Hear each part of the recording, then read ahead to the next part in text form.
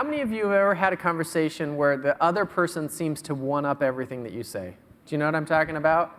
It feels like they're like, my dad's bigger than your dad, and you're like, are we talking about dads? Like, it just feels awkward. Here's the thing.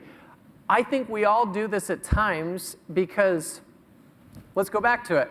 One of the things you'll hear in sales training all the time is that the greatest way to build a connection is to find commonality. Let me debunk that for just a second. It's not true. Here's what happens.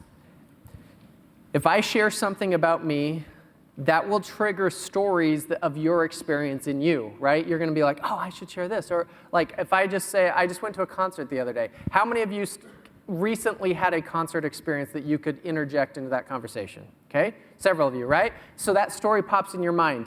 I don't think that we screw this up because we're a jerk. I don't think that we hijack conversations like, no, I just only want to talk about me. Sometimes we do, right? But that's how it feels. So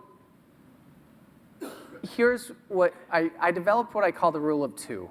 The rule of two is this. Anytime somebody says something about themselves, you have to ask at least 2 questions before you can talk about yourself. Now, I say at least 2 because sometimes you need 5.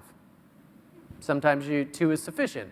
But you need to validate their point, their story, be interested and curious about them before those commonalities come out.